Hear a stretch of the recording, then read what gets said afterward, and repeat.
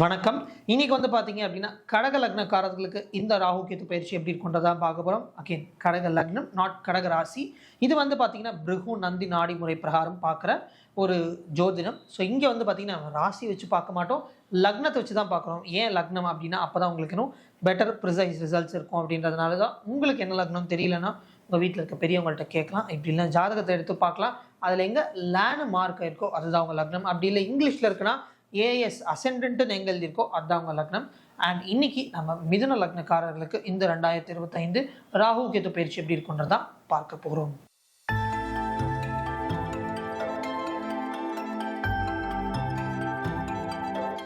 So இந்த 2025 ராகு கேது பயிற்சி பார்த்தீங்க அப்படின்னா, அதாவது கேது சிம்மத்துக்கும் ராகு கும்பத்துக்கும் போகிறாரு. அதாவது மிதுனத்துக்கு பார்த்தீங்க அப்படின்னா, கேது 2ஆம் வீட்டுக்கும் ராகு 8ஆம் வீட்டுக்கும் போகிறாங்க.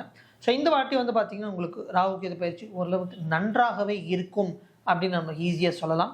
ஸோ ராகு பார்த்தீங்கன்னா 8ஆம் வீட்டுக்கு போகிறதுனால உங்களுக்கு வீட்டில் சில பேருக்கு மரணங்கள் ஏற்படும். அந்த மரணத்தினால உங்களுக்கு சில அடுத்த லெவல் மூமெண்ட்டோ நல்ல விஷயங்கள் ஏற்படலாம். நல்ல விஷயங்கள் அப்படின்ற போது அவர்களுடைய சொத்துகள் இல்லை ரொம்ப வருஷமாக ஏதாவது கோர்ட் கேஸ் போட்டிருக்கீங்க சொத்து மேலே, அந்த கோர்ட் கேஸ் முடிவுக்கு வரலாம். மரணம்னா உயிர் மரணம் மட்டும் கிடையாது, எந்த நெகட்டிவ் ப்ராசஸ்னாலும் அது மரணம் அடையும். ஸோ உங்களுக்கு கோர்ட் கேஸ் ரொம்ப நாளாக பெண்டிங்கில் இருக்குது, அது முடிஞ்சு வரலாம்.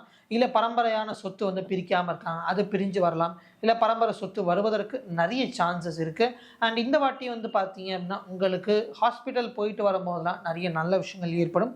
ஸோ நெகட்டிவ் பிளேசஸ் போக போக உங்களுக்கு ராகு நெகட்டிவான ஆஸ்பெக்டில் இருக்கும்போது உங்களுக்கு நிறைய பாசிட்டிவிட்டி ட்ரிகர் ஆகும். ஸோ ஜென்ரலாக உங்களுக்கு பார்த்தீங்கன்னா, மர்ம உறுப்பில் சின்ன சின்ன பிரச்சனைகள் வர்றதுக்கு சான்சஸ் இருக்குது. பட் ஓவராலாக பார்த்தீங்க அப்படின்னா, உங்களுக்கு இந்த வாட்டி ராகு 8ஆம் வீட்டில் இருக்கிறதுனால நன்றாக இருக்கும். கேது 2ஆம் வீட்டில் இருக்கிறதுனால பல் சம்மந்தப்பட்ட மாற்றங்களோ இல்லை உணவு சம்மந்தப்பட்ட மாற்றங்கள் நிறைய இருக்கும். ஸோ நீங்கள் கொஞ்சம் ஃபேட்டாக இருக்கீங்க, வெயிட் லாஸ் பண்ணணும்னு நினைக்கிறீங்கன்னா இதுதான் உங்களுக்கு எக்ஸ்ட்ராடினரி பீரியட்னு சொல்லலாம். நீங்கள் என்ன சாப்பிடணும்னு நினைக்கிறீங்களோ அதுக்கேற்ற மாதிரி உங்களால் டயட் சேஞ்சஸ் பண்ணிக்க முடியும், உணவுகளை மாற்ற முடியும். உங்கள் உணவு பழக்க வழக்கங்கள் ஜென்ரலாகவே மாற்றம் அடையும். அண்ட் இந்த வாட்டி பார்த்தீங்கன்னா, நீங்கள் என்ன சாப்பிட்டுட்டு இருந்தீங்களோ கான்ஷியஸாக சாப்பிடுவீங்க, அவேர்னஸாக சாப்பிடுவீங்க, ஹெல்த்தியாக சாப்பிடணும்னு நினைப்பீங்க.